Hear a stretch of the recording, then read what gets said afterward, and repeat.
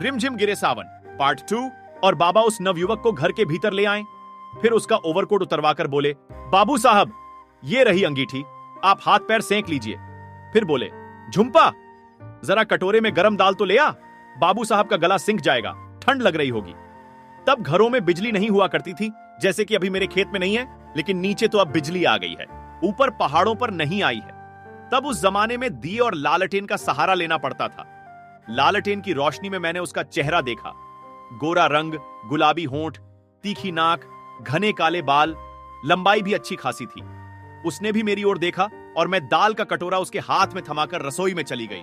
तब बाबा बोले, बाबू साहब इस स्टूल पर बैठकर गर्मा गर्म दाल पी लो, अच्छा लगेगा। तब वो बोला, चाचा जी मेरा नाम जतिंदर है, मैं फौज में हूं, आप भी मुझे जतिंदर बुला सकते हैं। अच्छा तो फौजी हो, बहुत खुशी हुई जानकर, बाबा बोले। जी अपने दोस्तों के साथ घूमने आया था, वे जाने कहां चले गए और फिर मैं रास्ता भटक गया। ऊपर से बारिश होने लगी, आपके यहां रोशनी देखी तो चला आया। पास के ही सरकारी गेस्ट हाउस में ठहरा हूं। आपका बहुत बहुत शुक्रिया जो आप लोगों ने मुंह अनजान को रात भर के लिए अपने घर में पनाह दी। जतिंदर बोला, शुक्रिया किस बात का बेटा, इंसान ही तो इंसान के काम आता है, बाबा बोले। आप बहुत ही दरिया दिल हैं, जतिंदर बोला। मैं बरामदे में गर्म पानी रख देता हूं, आप हाथ मुंह धो लीजिए, फिर साथ में बैठकर खाना खाते हैं, बाबा बोले। अरे परेशान मत हो, खाना वाना रहने दीजिए, दाल से काम चल गया है, जतिंदर बोला। अब जो भी हमारे पास रूखा सूखा है उसे खाकर रात गुजार लीजिए, आप भूखे सोएंगे तो मुझे नींद नहीं आएगी, बाबा बोले। ये कैसी बातें करते हैं आप, ठीक है इतनी जिद कर रहे हैं तो खाना भी खा लेता हूं, चलिए हाथ पैर धो लेता हूं, जतिंदर बोला। फिर जतिंदर हाथ पैर धोकर बाबा के साथ खाना खाने बैठ गया। उसे खाना बहुत पसंद आया, शायद उसने पहली बार पहाड़ी खाना खाया था। और फिर बाबा ने उसे बगल वाली कोठरी में चारपाई पर सोने को कहा और वो दिन भर का थका था, इसलिए जल्दी सो गया। सुबह हुई, सभी जाग चुके थे और बाहर बारिश भी बंद हो चुकी थी। सूरज की किरणों ने सारे संसार में अपनी लालिमा बिखेरनी शुरू कर दी थी, लेकिन जतिंदर अभी तक सो रहा था। तब तक चाय भी बन चुकी थी और बाबा ने झुम्पा से कहा कि जा झुम्पा जतिंदर को चाय दे आ। झुम्पा बोली, मैं ना जाती, आया बड़ा लाट साहब, अभी तक सो रहा है, देखो तो कितना दिन चढ़ाया। अरे तू समझती क्यों नहीं, शहर के लोग हैं, ऐसे ही रहते होंगे, तू चाय दे आ तो जाग जाएगा, बाबा बोले। बाबा की बात मानकर झुम्पा चाय देने गई। वहां जाकर बोली, सुनो चाय पी लो। लेकिन जतिंदर ने नहीं सुना और वो सोता रहा। तब झुम्पा ने धीरे से उसकी एक उंगली को गर्म चाय के प्याले में डाल दिया। उंगली जलने से अचानक जतिंदर की आंखें खुली और वो सामने हंसती हुई झुम्पा को देखकर मंत्रमुग्ध हो गया। इससे पहले उसने इतनी खूबसूरत लड़की नहीं देखी थी। रात को तो वो एक ही झलक देख पाया था, क्योंकि बहुत अंधेरा था। वो जब दाल का कटोरा देने आई थी, उसके घुघराले भूरे बाल, नीली आंखें, गुलाबी होंठ और गुलाबी होठों के बीच से दिखते मोतियों जैसे दांत, झुम्पा हंसती जा रही थी और वो उसे एकटक देखता रहा। जब झुम्पा को ध्यान आया कि वो तो इसे ही देख रहा है, तो वो वहां से भाग गई और जतिंदर उसे ऐसे भागते हुए देखकर हंस पड़ा। फिर उसने कप उठाया और चाय पी, फिर बाहर आकर सबका शुक्रिया अदा करते हुए जाने की इजाजत मांगी। फिर बाबा बोले, अब नाश्ता करके जाओ।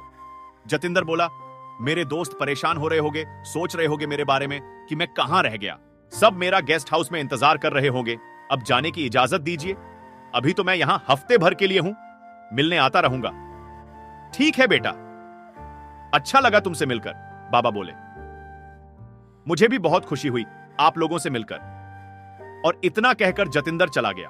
झुम्पा उसे जाते हुए यूं ही देखती रही। एक बार उसने मुड़कर देखा तो झुम्पा ने नजरें झुका ली। फिर एक दिन बाद जतिंदर अपने दोस्त को लेकर झुम्पा के घर आया। तब उसके बाबा घर पर नहीं थे, तो उसने उसे घर के अंदर आने को नहीं कहा। वो बस झुम्पा की एक झलक देखकर वापस चला गया। फिर एक दिन वो झुम्पा के घर आया और उसने कहा कि वो वापस जा रहा है। उस दिन दोपहर का समय था। झुम्पा घर में अकेली थी। सभी लोग खेतों में काम करने गए। झुम्पा की तबीयत ठीक नहीं थी, इसीलिए वो घर में रुक गई थी। जब झुम्पा ने सुना कि वो वापस जा रहा है, तो बस इतना पूछा कि फिर कब आओगे? जतिंदर ने कहा, जब दोबारा फौज से छुट्टी मिलेगी। झुम्पा बोली, ठीक है। और जैसे ही दरवाजे बंद करने को हुई तो जतिंदर ने कहा कि झुम्पा, मैं तुम्हें चाहने लगा हूं और तुम्हारी मर्जी जानने आया हूं। झुम्पा बोली, तुमने ये सोच भी कैसे लिया? मैं ऐसा कोई भी गलत काम नहीं करूंगी जिससे मेरे बाबा का नाम खराब हो। किसी को चाहना कोई गुनाह तो नहीं, जतिंदर बोला। लेकिन मेरे लिए यह गुनाह है, झुंपा बोली। लेकिन झुंपा, मैंने तुम्हारी आंखों में देखा है कि तुम मुझे पसंद करती हो, जतिंदर बोला। नहीं, यह सब झूठ है, मैं तुम्हें नहीं चाहती, झुंपा बोली। तुम मानो या ना मानो, लेकिन यह सच है। अपने दिल पर हाथ रखकर कहो कि तुम मुझे नहीं चाहती, जतिंदर बोला। हां, नहीं चाहती, और अपनी ये मनहूस सूरत लेकर यहां से चले जाओ, झुंपा बोली। झुंपा, मैं जानता हूं कि तुम मुझे चाहती हो, लेकिन इनकार क्यों कर रही हो, जतिंदर बोला। कहां ना जाओ यहां से। और इतना कहकर झुंपा ने जतिंदर के मुंह पर दरवाजा बंद कर दिया। जतिंदर तब भी दरवाजे के बाहर से चिल्लाता रहा कि मुझे मालूम है झुंपा, तुम मुझे चाहती हो, लेकिन तुम ये बात कहना नहीं चाहती। लेकिन झुंपा ने दरवाजा नहीं खोला और हार कर जतिंदर वापस चला गया। फिर उस दिन के बाद जतिंदर उसके घर कभी नहीं आया। झुंपा भी जतिंदर को चाहती थी, लेकिन अपने बाबा की इज्जत को दागदार नहीं करना चाहती थी, इसलिए उसने जतिंदर से कुछ नहीं कहा।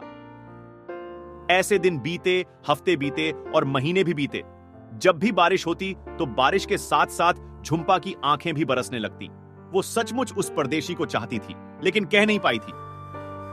उसके चेहरे की रौनक चली गई थी, वो अब मुरझाई सी रहने लगी थी। उसका किसी काम में दिल ना लगता था। दिल का रोग जो लगा बैठी थी, पल पल विरह की आग में जल रही थी। इसी तरह साल बीता और फिर सावन लौटा, लेकिन झुंपा के चेहरे की रौनक ना लौटी। उसके चेहरे की रौनक तो जतिंदर के साथ ही चली गई थी। तभी एक दिन दोपहर को उसके घर के दरवाजे पर दस्तक हुई।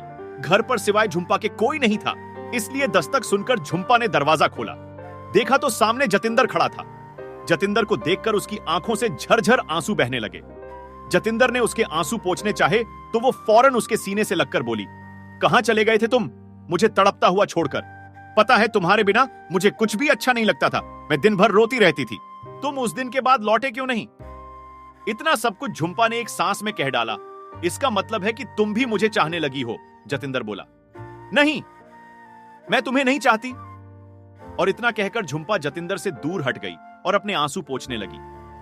अगर नहीं चाहती तो फिर रोई क्यों, जतिंदर ने पूछा। वो तो तुम इतने दिन नहीं आए इसलिए परेशान हो गई थी, झुंपा बोली। अब मान भी लो कि तुम मुझे चाहती हो, जतिंदर बोला। नहीं मानूंगी, पहले यह बताओ तुम इतने दिन थे कहां, झुंपा ने पूछा। मुझे दुश्मन मुल्क ने कैद कर लिया था, मेरे साथ और भी साथी थे।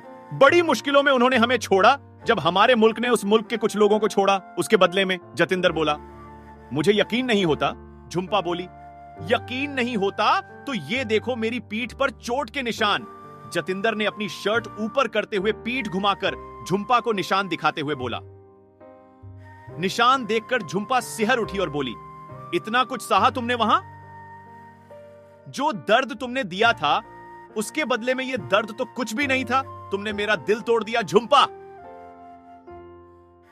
और मैं तड़प कर रह गया था। मैं केवल इसीलिए जिंदा बचकर आ पाया कि मैं तुम्हारे मुंह से सुनना चाहता था कि तुम मुझे प्यार करती हो, जतिंदर बोला। फिर वही बात, झुंपा बोली। हां, जब तक तुम इजहार नहीं कर लेती तब तक कहता रहूंगा यही बात, जतिंदर बोला। क्यों मजबूर करते हो, झुंपा बोली। तो दिल की बात कह क्यों नहीं देती, जतिंदर बोला। कैसे कहूं, झुंपा बोली। जुबान से, जतिंदर बोला। मैं नहीं कह सकती। अगर बाबा को कुछ पता चला तो वे क्या सोचेंगे मेरे बारे में, झुंपा बोली। तो जब मैं तुमसे शादी रचाऊंगा तो बताना ही पड़ेगा कि हम दोनों एक दूसरे से प्यार करते हैं, जतिंदर बोला। सच, तुम मुझसे शादी करोगे, झुंपा चहकते हुए बोली। इसीलिए तो दोबारा लौटकर आया हूं, शायद ईश्वर ने मुझे इसलिए जिंदा रखा, जतिंदर बोला। तो तुम बाबा से बात करोगे हमारी शादी के लिए, झुंपा बोली। लेकिन क्या फायदा, जब तुम मुझसे प्यार ही नहीं करती तो शादी क्यों करोगी, जतिंदर मुंह फेरते हुए बोला। मैं तुमसे प्यार करती हूं और तुमसे ही शादी करूंगी, झुंपा एक सांस में बोल गई। सच में प्यार करती हो, जतिंदर बोला। हां, सच में, झुंपा शर्माते हुए बोली। तो फिर दूर क्यों खड़ी हो, सीने से लग जाओ, जतिंदर बोला। और झुंपा झट से जतिंदर के सीने से लग गई। उस दिन के बाद दोनों के प्यार परवान चढ़ने लगा। जतिंदर को फौज से 2 महीने की छुट्टी मिली थी और वो पूरे 1.5 महीने उसी पहाड़ पर रहा। झुंपा और जतिंदर अब कहीं ना कहीं रोज मिलते, कभी किसी पेड़ के तले तो कभी किसी पहाड़ पर। वो दोनों अब एक दूसरे से एक भी दिन मिले बिना रह ही नहीं पाते। उन्होंने अपने भविष्य को लेकर खुली आंखों से ना जाने कितने सपने देख डाले थे। वो कहते हैं ना कि इश्क और मुश्क छिपाए नहीं छिपते, तो एक रोज उनको किसी ने एक पहाड़ी पर बाहों में बाहें डाले देख लिया और जाकर झुम्पा के बाबा को बता दिया। झुम्पा के बाबा ने उसकी माँ को यह बात बताई तो माँ बोली, मैंने उस बारिश की रात को आगाह किया था कि किसी परदेशी को घर में मत घुसाओ।